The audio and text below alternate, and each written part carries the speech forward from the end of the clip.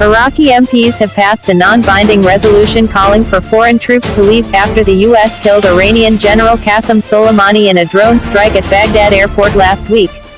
Some 5,000 U.S. soldiers are in Iraq as part of the International Coalition Against the Islamic State (IS) group. The coalition paused operations against IS in Iraq just before Sunday's vote.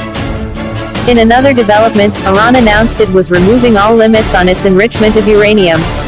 The move further distanced Iran from an agreement struck with the U.S. and other world powers in 2015 aimed at preventing it developing nuclear weapons. Soleimani's killing marks a major escalation in tensions between Tehran and Washington, which pulled out of the nuclear agreement in 2018. Under Soleimani's leadership, Iran had bolstered Hezbollah in Lebanon and other pro-Iranian militant groups, expanded its military presence in Iraq and Syria, and orchestrated Syria's offensive against rebel groups in the country's long civil war. What impact is the killing having on Iraq?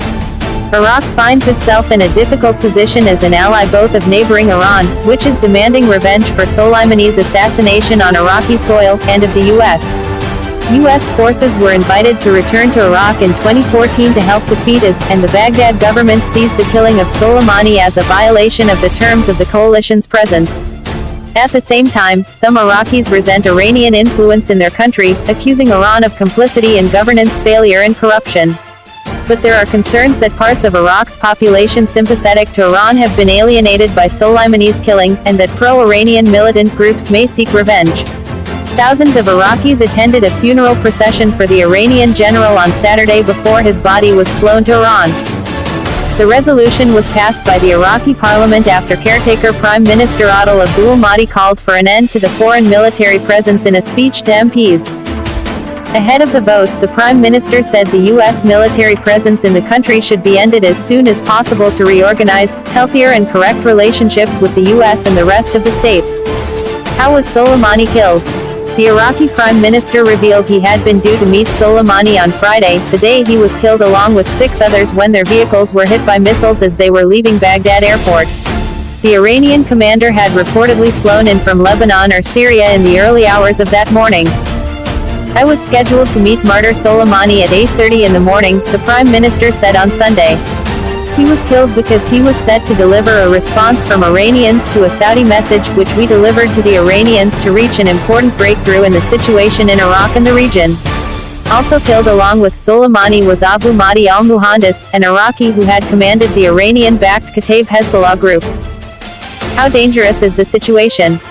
Operation Inherent Resolve, as the International Coalition is formally known, announced it was halting operations against IS in order to protect US, UK and other foreign troops based in Iraq. It pointed to repeated rocket attacks over the last 2 months which it blamed on Kataib Hezbollah. We remain resolute as partners of the government of Iraq and the Iraqi people that have welcomed us into their country to help defeat ISIS, it said. The U.S. has advised its citizens to leave Iraq and deployed an extra 3,000 military personnel to the Middle East. President Donald Trump has starkly warned Iran that any revenge attack on its citizens or assets will be met with American retaliation. Analysts say Iran could deploy cyber attacks against the U.S. or attempt to strike U.S. military targets or interests in the Middle East. What is happening in Iran? Hundreds of thousands turned out in Iran on Sunday to give the dead general a hero's welcome ahead of his funeral on Tuesday. When his coffin arrived in the southern city of Ahvaz, where he had served during the Iran-Iraq War, 1980-88, mourners beat their chests and wailed. The coffin, draped in the national flag, passed slowly though the crowds. There were similar scenes in the Shia Muslim holy city of Mashhad.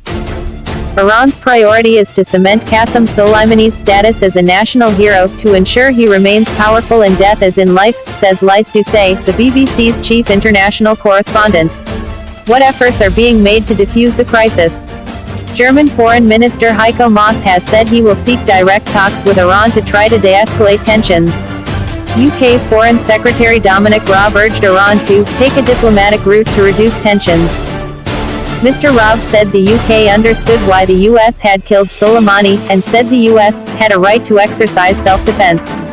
However, the UK wanted to de-escalate tensions and avoid a major war, he added. In Rome, Pope Francis called for dialogue and restraint, saying that, in many parts of the world the terrible air of tension is felt.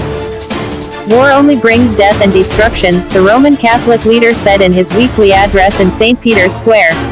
I call on all sides to keep the flame of dialogue and self-restraint alight.